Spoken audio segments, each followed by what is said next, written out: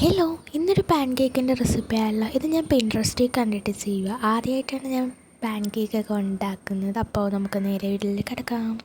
First ഒരു cup മൈദയാണ് വേണ്ടത്. നിങ്ങളുടെ ഇഷ്ടത്തിന് എടുക്കാൻ കേട്ടോ. മൈദ തന്നെ വേണമെന്നുമില്ല.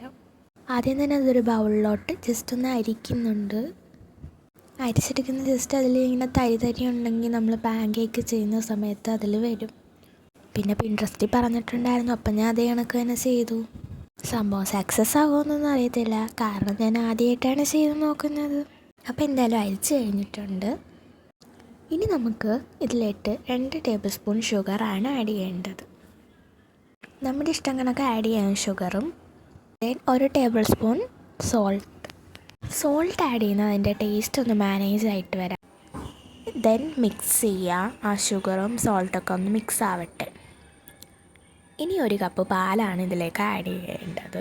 കറക്റ്റ് 1 ഗ്ലാസ് പാല് വേണം, എങ്കിൽ അതിൻ്റെ ആ കൺസിസ്റ്റൻസി കറക്റ്റൊരു മാവ് ബാറ്റർ പരുവത്തിലായി വരത്തുള്ളൂ നമുക്ക്. എന്നിട്ട് നന്നായിട്ട് കട്ടയൊന്നും ഇല്ലാതെ തന്നെ മിക്സ് ചെയ്തെടുക്കണം.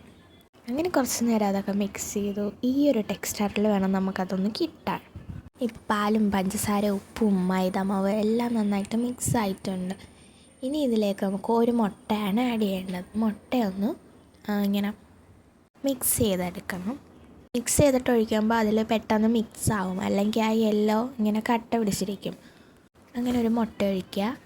നന്നായിട്ട് തന്നെ മിക്സ് ചെയ്ത് കൊടുക്കുക. മുട്ട ഒഴിക്കുമ്പോൾ ഒരു ലൂസ് കൺസിസ്റ്റൻസി ആവും, അതുകൊണ്ട് പാൽ കറക്റ്റ് അളവിന് ഒഴിക്കാവുള്ളൂ.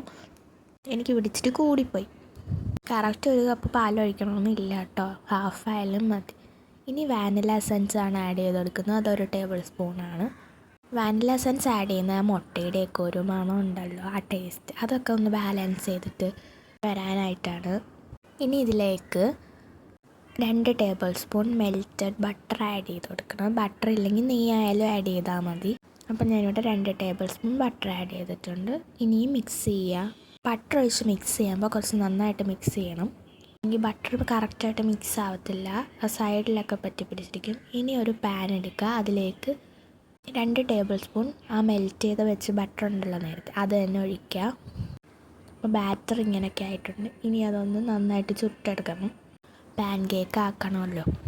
സാധാ ദോശ ഇടുന്നതൊക്കെ ചുട്ടാൽ മതി, പക്ഷേ പരത്തണ്ട. അങ്ങനെ ജസ്റ്റ് ഇങ്ങനെ ഒഴിച്ചു കൊടുക്കുക. ഇനി മറിച്ചിട്ട് കൊടുക്കുക.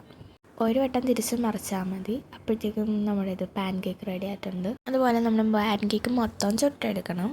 ഓരോ തവണ ബാറ്റർ ഒഴിക്കുമ്പം ഇച്ചിരി ബട്ടർ ഒന്ന് ആഡ് ചെയ്തിട്ട് ഒഴിക്കുക. പാനിൽ ഇച്ചിരി ബട്ടർ തേക്കുക. ഇനി നമ്മുടെ ഡെക്കറേഷൻ ടൈമാണ്.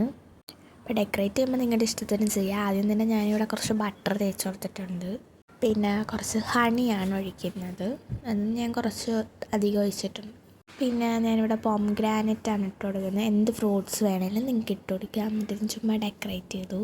നല്ല മണം ഉണ്ടായിരുന്നു എസൻസ് ഒഴിച്ചതിൻ്റെ, വാനിലാട്. അപ്പോൾ ഡെക്കറേറ്റൊക്കെ ചെയ്ത് കഴിഞ്ഞു. അല്ലാതെ വെറുതെ കഴിക്കാനും കൊള്ളാം കേട്ടോ. ഞാൻ കഴിച്ചു നോക്കിയാൽ ഡെക്കറേറ്റ് ചെയ്തിട്ട് കഴിച്ചിട്ട് അടിപൊളിയുണ്ട്. അപ്പോൾ എല്ലാവരും ഒന്ന് ട്രൈ ചെയ്ത് നോക്കാം. ടാറ്റാ.